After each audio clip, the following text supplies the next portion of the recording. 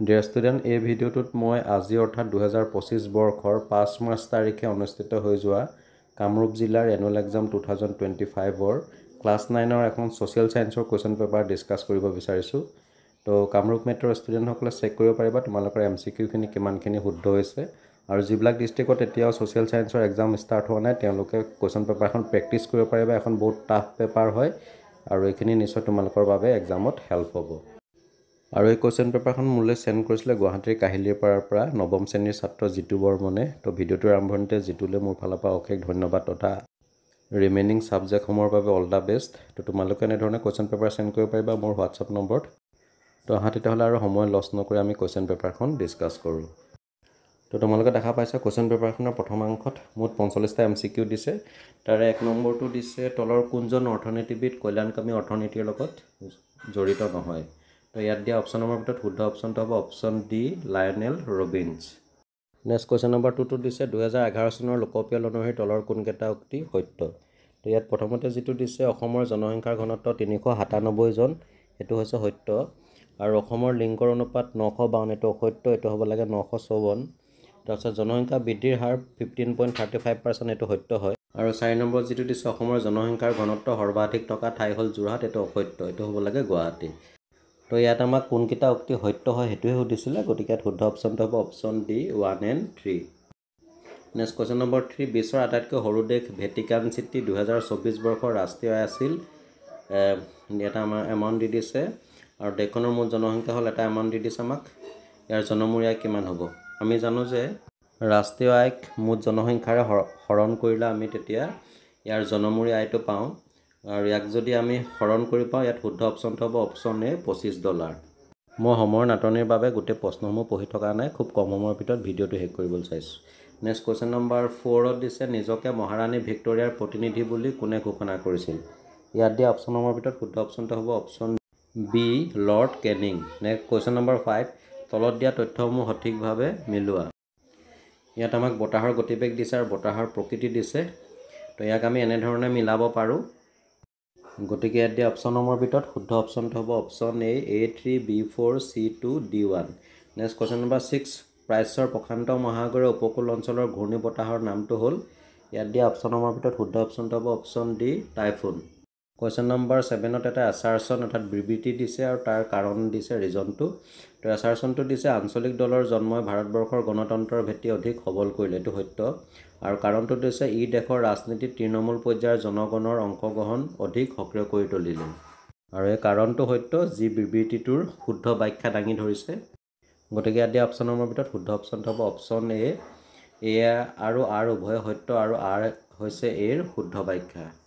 Question number 8ত দিছে তলৰ আয়োগসমূহ ঊৰ্ধ্বক্ৰমত সজোৱা। আমাক ইয়াত সজাবলৈ দিছে লি আয়োগ, royal commission on public service, Banga ৰাজহ আয়োগ, পাব্লিক ছাৰ্ভিচ কমিশ্যন। আৰু এই আয়োগসমূহক যদি শুদ্ধভাৱে সজাবলৈ যাওঁ তো ইয়াত শুদ্ধ অপশ্যনটো হ'ব অপশ্যন ডি, বংগ ৰাজহ আয়োগ, public service commission, royal commission on public service, লি আয়োগ। কুৱেশ্যন নম্বৰ 9, মাজুলী জিলাখন কোন তাৰিখে উদ্বোধন কৰা হয়। ইয়াত শুদ্ধ অপশ্যনটো হ'ব অপশ্যন চি, 8 ছেপ্টেম্বৰ 2016। 10 নম্বৰ দিছে তলৰ ছবিখনত উল্লেখ কৰা জন্তুবিধ কোনখন ৰাষ্ট্ৰীয় অভয়াৰণ্যত পোৱা যায়। এইটো বনৰীয়া ঘোঁৰা দিছে, আৰু বনৰীয়া ঘোঁৰা পোৱা যায়। ইয়াত শুদ্ধ অপশ্যনটো হ'ব অপশ্যন এ, ডিব্ৰু-চৈখোৱা। কুৱেশ্যন নম্বৰ 11, ভাৰতৰ মৰুভূমি অঞ্চলৰ বছৰি গড় বৰষুণৰ পৰিমাণ কিমান। ইয়াত শুদ্ধ অপশ্যনটো হ'ব option A, <50 cm। Question number 12ত পুনৰ এটা বিবৃতি আৰু আমাক ৰিজন দিছে, কাৰণ দিছে। বিবৃতিটো দিছে এক্সফোভিয়েৰৰ বায়ুৰ তৰপ অতি পাতল। এই বিবৃতিটো সত্য হয়, আৰু কাৰণটো যিটো দিছে এই স্তৰত হাইড্ৰজেন আৰু হিলিয়াম গেছৰ প্ৰাধান্য অতি কম, এইটো সত্য হয়। ইয়াত শুদ্ধ অপশ্যনটো হ'ব অপশ্যন এ আৰু আৰ উভয় সত্য, আৰু আৰ হৈছে এৰ শুদ্ধ ব্যাখ্যা। নেক্সট কুৱেশ্যন নম্বৰ 13ত দিছে 1861 খ্ৰীষ্টাব্দত ভাৰতীয় পৰিষদ আইনখন স্মৰণীয় হোৱাৰ কাৰণটো হ'ল। ইয়াত শুদ্ধ অপশ্যনটো হ'ব অপশ্যন এ, প্ৰদেশ প্ৰশাসনে বিধানমণ্ডলত প্ৰৱেশ কৰাৰ অনুমতি পাইছিল। নেক্সট কুৱেশ্যন নম্বৰ 14, লেটেৰাইট বা কংকৰ মৃত্তিকাৰ বিষয়ে তলত উল্লেখ কৰা উক্তিসমূহৰ সত্যতা নিৰূপণ কৰা। প্ৰথমটো দিছে এত প্ৰায় সমগ্ৰ ডিমা হাছাও জিলা আৰু কাৰ্বি আংলঙৰ দক্ষিণৰ কিছুমান ঠাইত পোৱা যায়, এইটো সত্য।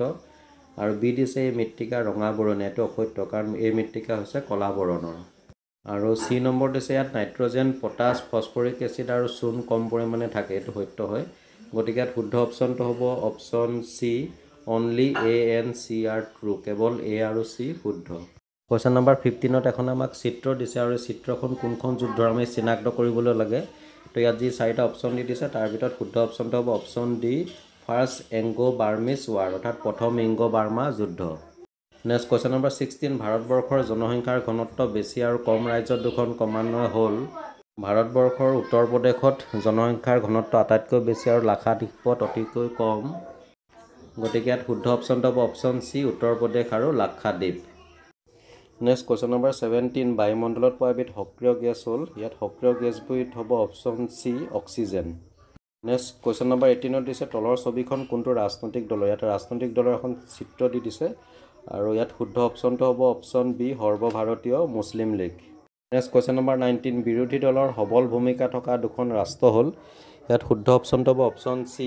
আমেৰিকা আৰু ইংলেণ্ড নেক্সট কুৱেশ্যন নম্বৰ 20 ভাৰতৰ প্ৰথম মৰ্চা চৰকাৰ কেতিয়া গঠন হয় ইয়াত শুদ্ধ অপশ্যনটো হ'ব অপশ্যন বি ইন 1977 1977 চনত যিটো মোৰাৰজী দেশাইৰ নেতৃত্বত গঠিত হৈছিল কুৱেশ্যন নম্বৰ 21ত আমাক এটা বিবৃতি দিছে আছাৰ চন মোৱামৰীয়া বিদ্ৰোহ অসম ইতিহাসৰ আটাইতকৈ দীঘলীয়া বিদ্ৰোহ এইটো সত্য আৰু ইয়াৰ ৰিজনটো দিছে স্বৰ্গদেউ লক্ষীসিংহৰ দিনত আৰম্ভ হোৱা এই বিদ্ৰোহ অন্ত পৰিছিল স্বৰ্গদেউ প্ৰতাপ সিংহৰ দিনত এইটো অসত্য কাৰণ লক্ষ্মীসিংহৰ দিনত আৰম্ভ হোৱা এই বিদ্ৰোহ কমলেশ্বৰ সিংহৰ দিনতে অন্ত পৰিছিল গতিকে ইয়াত শুদ্ধ অপশ্যনটো হ'ব option C A is true but R is false A সত্য কিন্তু আৰ অসত্য next question number 22 the unit of wind velocities বতাহৰ গতিবেগৰ এককটো হ'ল ইয়াত শুদ্ধ অপশ্যনটো হ'ব অপশ্যন এ নট 23 বদ্বীপ ক'ত গঠন হয় আমি জানো যে বদ্বীপ সদায় নদীৰ মোহনা অৰ্থাৎ মুখভাগত গঠিত হয় গতিকে ইয়াত শুদ্ধ অপশ্যনটো হ'ব option D mouth of the river নদীৰ মুখত next question number 24 the word yardang is use by the people of yardang শব্দটো ব্যৱহাৰ হয় ইয়াত শুদ্ধ অপশ্যনটো হ'ব অপশ্যন এ টাইবেট বা তিব্বতত কুৱেশ্যন নম্বৰ 25 কি চৰকাৰক ৱেষ্ট মিনিষ্টাৰ মডেল বুলি জনা যায় ইয়াত শুদ্ধ অপশ্যনটো হ'ব অপশ্যন চি পাৰ্লিয়ামেণ্টাৰী অৰ্থাৎ সংসদীয় next question number 26 Charingia Phukan খিতাপ কাক দিয়া হৈছিল তো ইয়াত শুদ্ধ অপশ্যনটো হ'ব অপশ্যন এ সতৰাম নেক্সট কুৱেশ্যন নম্বৰ 27ত দিছে who was the writer of the book principle of economics অৰ্থাৎ প্ৰিন্সিপল অফ ইকনমিক্স নামৰ গ্ৰন্থখনৰ লেখক আছিল তো ইয়াত আমাক যি চাৰিজন মহান অৰ্থনীতিবিদৰ কথা উল্লেখ কৰিছে তাৰ ভিতৰত শুদ্ধ অপশ্যনটো হ'ব অপশ্যন বি আলফ্ৰেড মাৰ্চেল 28 তলৰ কোনখন আইনে ব্ৰিটিছ চৰকাৰক পোনপটীয়াকৈ ভাৰতক শাসন কৰাৰ ক্ষমতা প্ৰদান কৰিছিল ইয়াত শুদ্ধ অপশ্যনটো হ'ব option A government of India act 1858 Bharat চৰকাৰ আইন 1858 কুৱেশ্যন নম্বৰ 29 অসমত মৌচুমী ঋতু কোন সময়ত বিৰাজ কৰে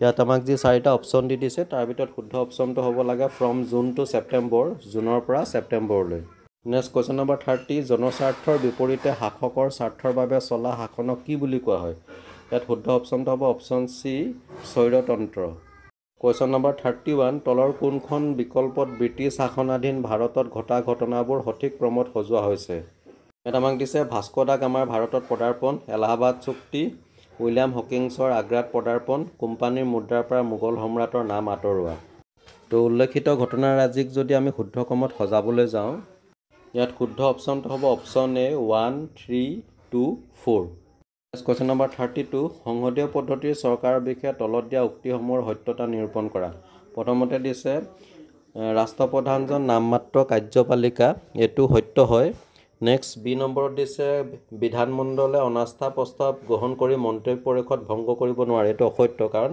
মন্ত্ৰী পৰিষদ ভংগ কৰিব পাৰে আৰু চি নম্বৰ দিছে এই চৰকাৰৰ পদ্ধতিত বিধানমণ্ডল আৰু কাৰ্যপালিকাৰ সম্পৰ্ক নিবিড় এইটো সত্য হয় তো ইয়াত দিয়া অপশ্যনসমূহৰ ভিতৰত শুদ্ধ অপশ্যনটো হ'ব option B only A and C are true কেৱল এ আৰু চি শুদ্ধ কুৱেশ্যন নম্বৰ 33 ধৰা হ'ল এজন ব্যক্তিৰ এখন নিৰ্দিষ্ট গাড়ী ক্ৰয় কৰিবলৈ ইচ্ছা আছে আৰু সেই নিৰ্দিষ্ট গাড়ীখন ক্ৰয় কৰিবলৈ তেওঁৰ পৰ্যাপ্ত ধন আছে অৰ্থনীতি বিজ্ঞানৰ ভাষাত ইয়াক কি বুলি কোৱা হয় ইয়াত যি চাৰিটা অপশ্যন দি দিছে শুদ্ধ অপশ্যনটো হ'ব অপশ্যন চি ডিমাণ্ড অৰ্থাৎ চাহিদা কুৱেশ্যন নম্বৰ 39ত দিছে ওপৰৰ চিত্ৰখনত থকা ব্যক্তিজন তলৰ কোনটো বিদ্ৰোহৰ লগত জড়িত আমি যদি ছবিখন ভালকৈ চাওঁ এইখন হৈছে মংগল পাণ্ডেৰ চিত্ৰ আৰু তেখেত চিপাহী বিদ্ৰোহৰ লগত জড়িত হৈ আছিল গতিকে ইয়াত শুদ্ধ অপশ্যনটো হ'ব অপশ্যন এ চিপাহী বিদ্ৰোহ কুৱেশ্যন নম্বৰ 35ত পুনৰ এটা এছাৰচন দিছে যুক্তৰাষ্ট্ৰীয় চৰকাৰ পদ্ধতিত ক্ষমতাৰ বিকেন্দ্ৰীকৰণ হয় এই বিবৃতিটো সত্য হয় আৰু ইয়াৰ কাৰণটো দিছে কাৰ্যপালিকা বিধানমণ্ডল আৰু ন্যায়পালিকা নিজৰ নিজৰ কৰ্মক্ষেত্ৰত স্বাধীন। এইটো সত্য হয়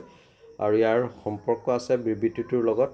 গতিকে ইয়াত শুদ্ধ অপশ্যনটো হ'ব অপশ্যন এ আৰু আৰ উভয় সত্য আৰু কাৰণ আৰ হৈছে এৰ শুদ্ধ ব্যাখ্যা। Next question number 36 economics is the study of mankind in the ordinary business of life who said this. তো ইয়াত এই কথাষাৰ কৈছিলে শুদ্ধ অপশ্যনটো হ'ব option B Alfred Marshall. Next question number 37ত এটা এছাৰশ্যন দিছে স্বাধীনোত্তৰ কালত ভাৰতৰ দৰিদ্ৰতাৰ সমস্যাটো বেছিকৈ গা কৰি উঠিছিল। এইটো অসত্য কাৰণ স্বাধীনোত্তৰ কালত ভাৰতৰ দৰিদ্ৰতাৰ সমস্যাটো লাহে লাহে কমি আহিছিল আৰু ইয়াৰ কাৰণ এটা দিছে ইংৰাজ শাসনকালত ভাৰতৰ সম্পদৰাজিৰ বহিগমন হৈছিল। ইয়াত কাৰণটো সত্য। গতিকে ইয়াত আমাক যি 4টা অপশ্যন দি দিছে তাৰ ভিতৰত শুদ্ধ অপশ্যনটো হৈছে option B A is false but R is true. A অসত্য কিন্তু আৰ সত্য। কুৱেশ্যন নম্বৰ 38 এটা এছাৰশ্যন দিছে পুনৰ বিবৃতিটো দিছে থাৰ্মস্ফিয়াৰক আয়নস্ফিয়াৰ বুলিও জনা যায়। এইটো সত্য হয় আৰু ইয়াৰ কাৰণটো দিছে বৈদ্যুতিক আধাৰ সম্পন্ন আয়ন কণা এই স্তৰতে পোৱা যায়। এইটো সত্য আৰু ই বিবৃতিক শুদ্ধ ব্যাখ্যা দাঙি ধৰিছে। গতিকে ইয়াত দিয়া অপশ্যনসমূহৰ ভিতৰত শুদ্ধ অপশ্যনটো হ'ব অপশ্যন এ আৰু আৰ উভয় সত্য আৰু আৰ হৈছে এৰ শুদ্ধ ব্যাখ্যা।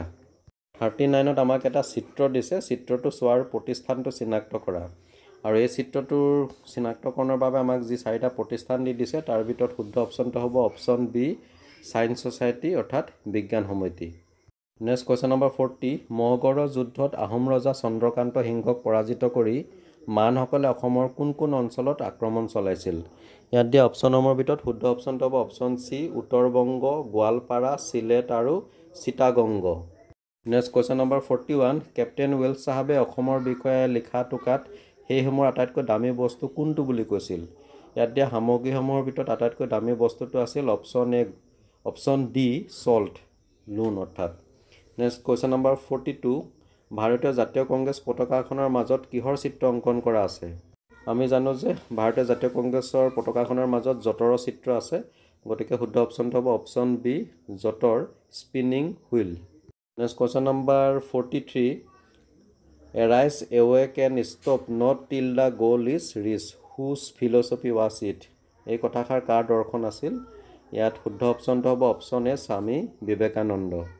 নেক্সট কুৱেশ্যন নম্বৰ 44 এটা এছাৰশ্যন দিছে পুনৰ যে 1799 খ্ৰীষ্টাব্দত লৰ্ড ডেলহাউছীয়ে প্ৰেছ ৰেগুলেশ্যন আইন প্ৰণয়ন কৰি বাতৰি কাকতৰ ওপৰত বাধা নিষেধ প্ৰয়োগ কৰি বাতৰি কাকতৰ স্বাধীনতা হৰণ কৰিছিল। এইটো সত্য হয় আৰু ইয়াৰ কাৰণটো দিছে আঞ্চলিক ভাষাৰ সংবাদপত্ৰই ভাৰতৰ নৱজাগৰণ তথা জাতীয়বাদ গঢ়ি তোলাত বিশেষ অৰিহণা যোগোৱাটো চৰকাৰে মানি লৈছিল। এইটো সত্য হয় আৰু ইয়াৰ বিবৃতিৰ শুদ্ধ ব্যাখ্যা দাঙি ধৰিছে।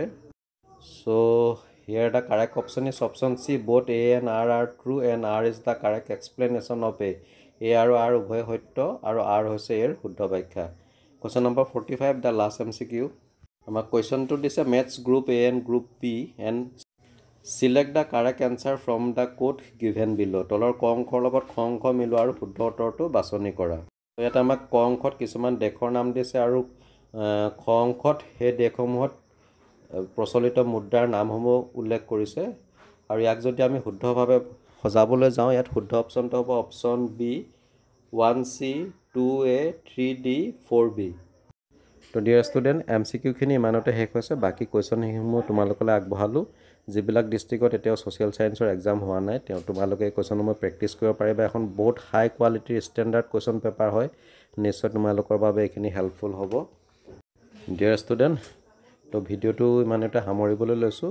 নিশ্চয় তোমালোকৰ বাবে ভিডিঅ'টো যথেষ্ট হেল্পফুল হ'ব। কেৱল কামৰূপ মেট্ৰ' ষ্টুডেণ্টসকলৰ বাবে নহয়, যিবিলাক ডিষ্ট্ৰিক্টত এতিয়াও ক্লাছ 9ৰ ছ'চিয়েল ছায়েন্সৰ এক্সাম অনুষ্ঠিত হোৱা নাই ইয়াৰ পৰা যথেষ্ট কমন পৰাৰ সম্ভাৱনা আছে।